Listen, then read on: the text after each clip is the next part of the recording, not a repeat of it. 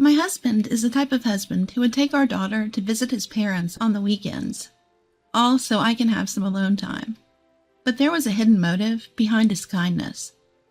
I became consumed with anger towards him when I learned the truth. Unforgivable. Surprisingly, the most unexpected couple empathized with my anger and took action to reprimand my husband. My name is Emily. I live with my husband Jack and our daughter Lisa. My husband didn't have a close relationship with his parents and was reluctant to visit them even after we got married. He would always say, "You shouldn't have to deal with the awkwardness of going to my parents' house. We should enjoy our day off, just the two of us." It was nice of him to say that, but when our daughter was born, I knew things couldn't remain the same.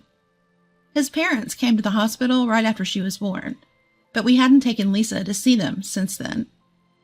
I started to feel guilty about not letting them see their granddaughter for half a year. "Hey, Jack, don't you think your parents would like to see their grandchild? We should take Lisa to see them soon. It's only fair." "Don't worry about it. I don't want to spend my day off listening to my dad's nagging." Jack's father was quite strict, and it seems that they didn't get along well since he was young. I felt hesitant to go visit his parents alone, especially considering our already distant relationship. Reluctantly, I enclosed a few photos of Lisa and apologized for our absence in a letter. Every time his parents would respond with a kind, "Thank you for the photos. Don't worry about not being able to come visit." However, as Lisa grew older and it became difficult for Jack and I to go out as a couple, he suddenly started saying, "I'm going to my parents' house for a visit." "I know you're always busy taking care of Lisa on a daily basis. Why don't you take some time to relax by yourself? I'll take Lisa with me." "Oh, I feel bad about that. I never get to see your parents either. I'll come along." "No, it's fine. I often come home late from work, right?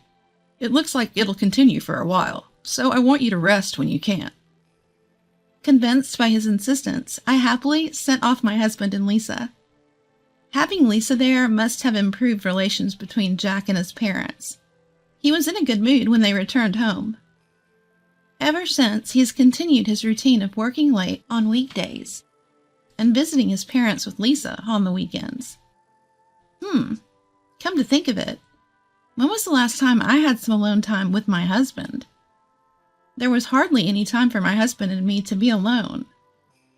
One Friday night, I decided to wait for him to come home so we could talk. "Welcome home." "Emily, why are you still up?"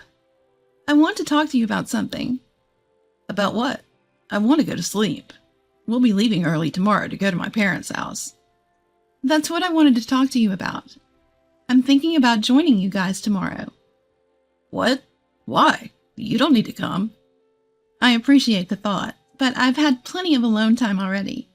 I'd like to see Lisa interacting with her grandparents every once in a while too, you know? Plus, we haven't had much time for the two of us to talk lately." My husband hesitantly replied, "It's kind of hard to say this, but it seems like my parents feel more comfortable when it's just me and Lisa. They feel a bit conscious when you're around." I was at a loss for words when I heard him say that. "Take some time for yourself at home." As I indulged in these words from my husband, I wondered if a rift was unknowingly forming between me and my in-laws. "I'm going to visit my parents with Lisa tomorrow, just the two of us. Anyway, I'm going to take a shower and go to bed." Jack spoke as he briskly made his way to the bathroom. With him putting it like that, there was nothing I could do. After the two left for his parents' house the next day, I wrote a letter to my in-laws for the first time in a long while. I apologized for not staying in touch and expressed my desire to visit them once in a while. This reminded me of when I used to write letters to them after giving birth. Back then, they used to respond kindly, but now I don't know if I'll receive a reply from them. After sending the letter, I waited for their response, as checking the mailbox became my routine.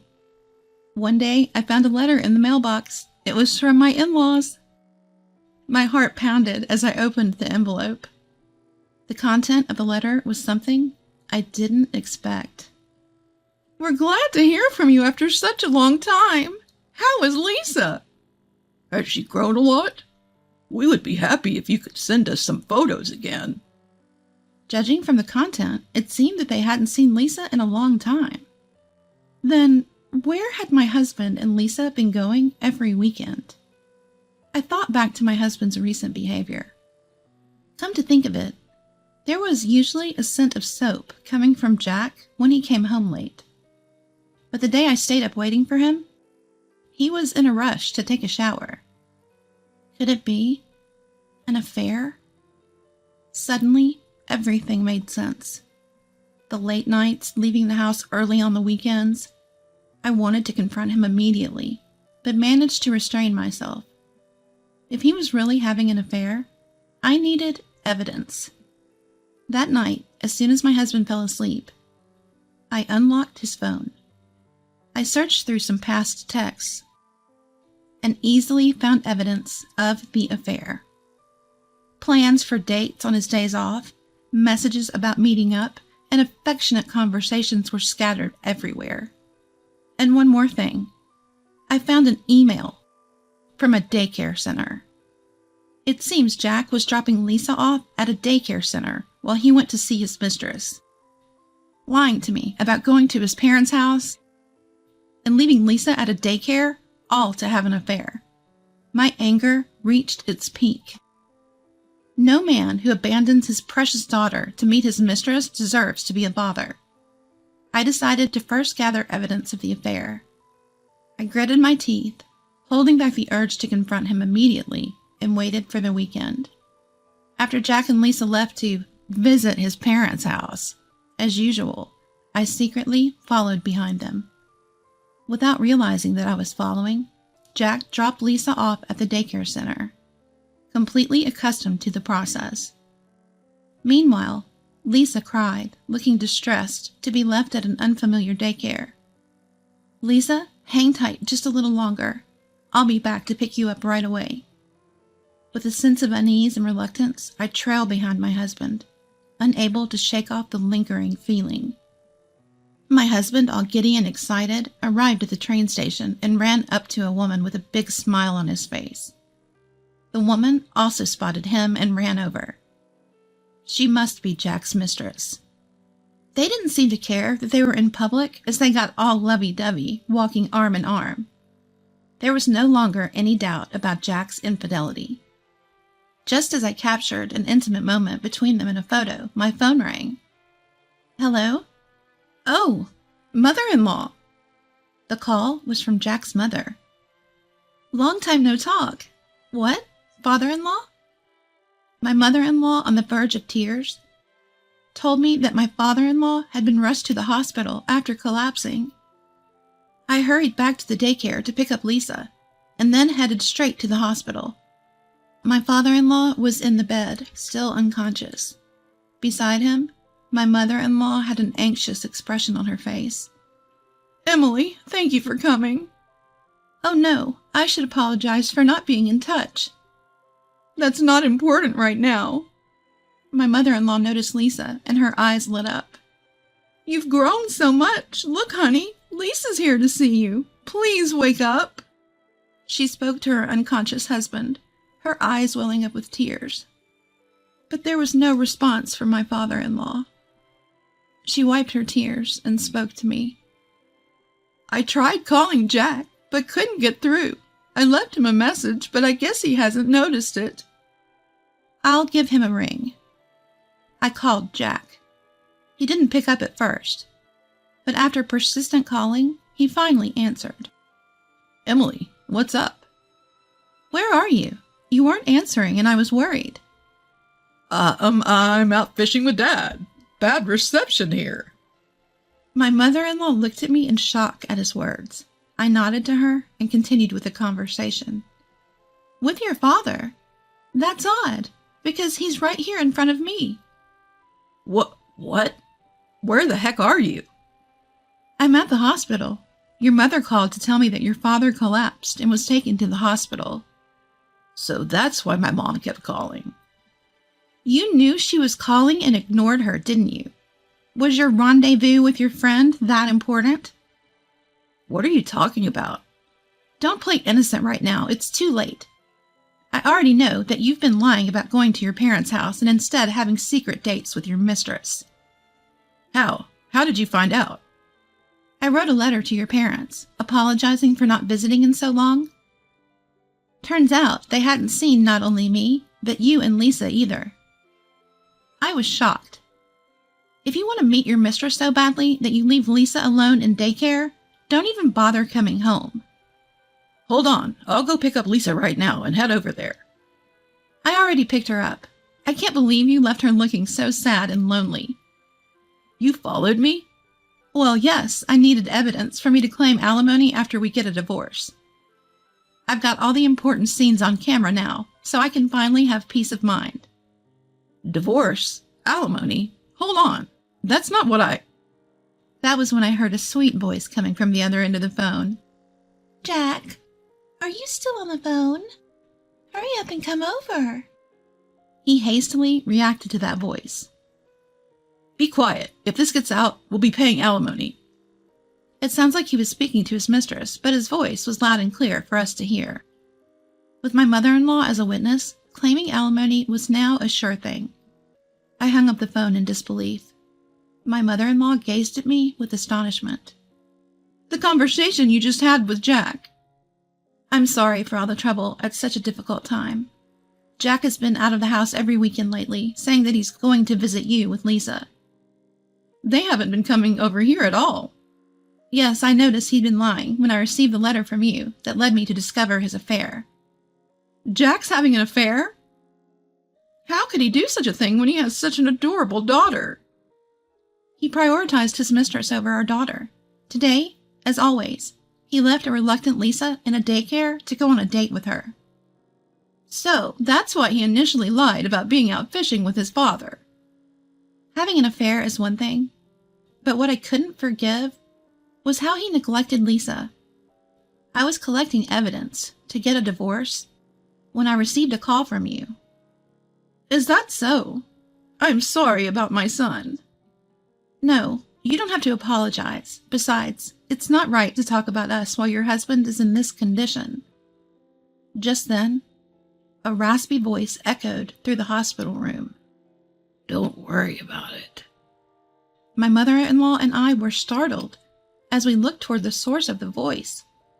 My father-in-law, who barely opened his eyes, spoke to me.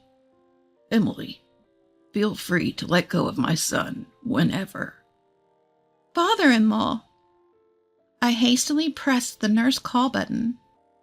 My mother-in-law rushed out into the hallway to get the doctor.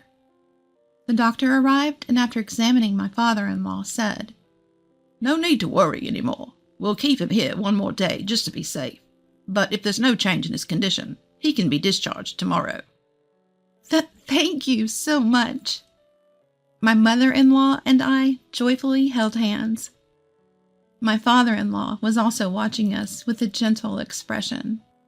As the doctor left the room, Jack entered.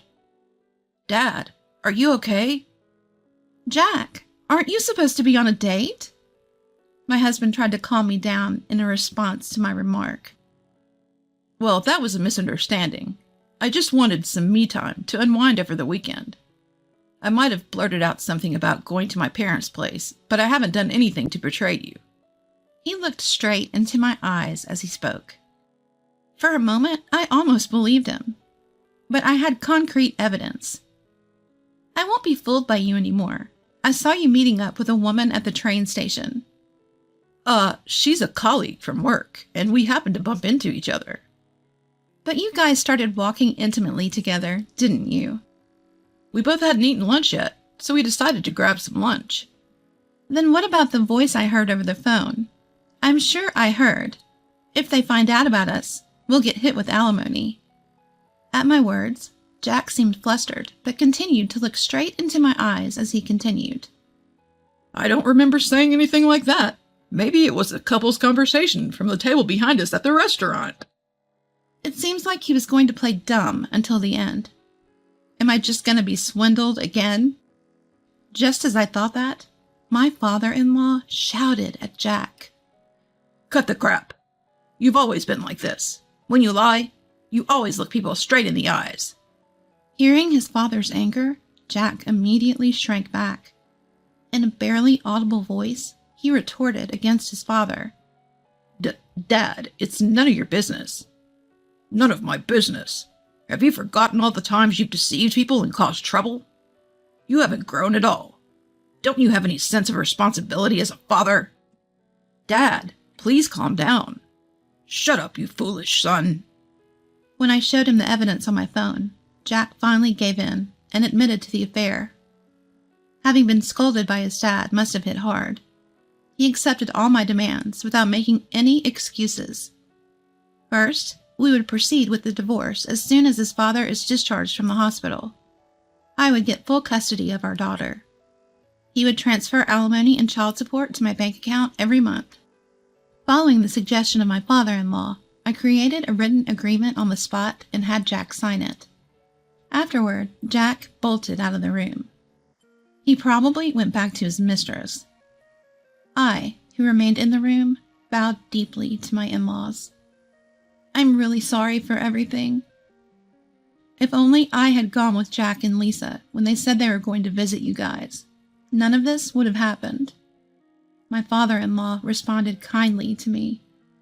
"None of this is on you. The one at fault here is Jack. He betrayed his family. He's always had a tendency to disregard others' feelings and act according to his own selfish desires. I've tried talking to him time and again, but he never listened and only resented me for it."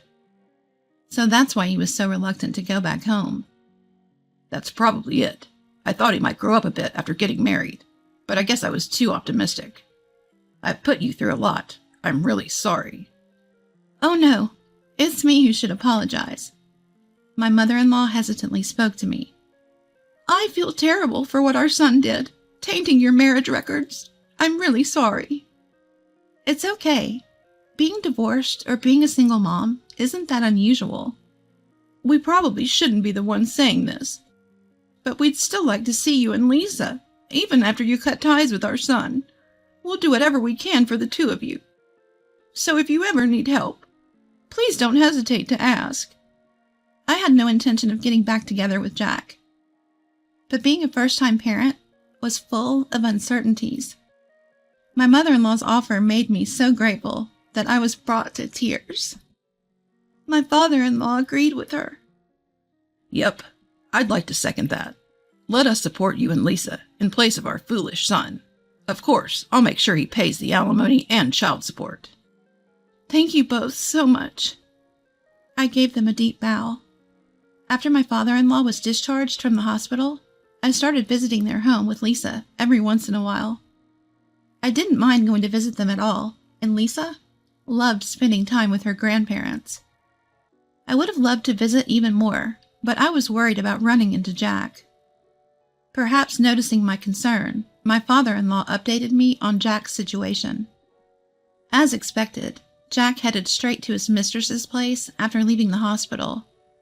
But she became unreachable a day after he brought up alimony. Apparently, they met on a dating app, and he didn't know her address or even her real name. Perhaps she was only after his money from the beginning, as she was much younger than Jack, and dressed in flashy attire. She must have realized that she couldn't get any more money and decided to abandon him. I couldn't find her either, so getting alimony from her was impossible. But thanks to my father-in-law, who advised me to set up the alimony a bit higher than average, what I received from Jack was sufficient for living. Jack, realizing he couldn't pay the alimony and child support with what was left of his assets, seemingly went to his parents to ask for money. My father-in-law didn't let him set foot inside the house. "I'm cutting ties with a foolish son like you. Don't ever come back, and don't you dare bother Emily." And with that, he was kicked out. Jack was barely making ends meet, and was somehow scraping together alimony and child support. Hearing all this made me feel relieved. Since my in-laws cut ties with him, I didn't have to worry about running into him while visiting them. I must say, marrying Jack was a mistake. But getting to know such kind and wonderful in-laws was a silver lining.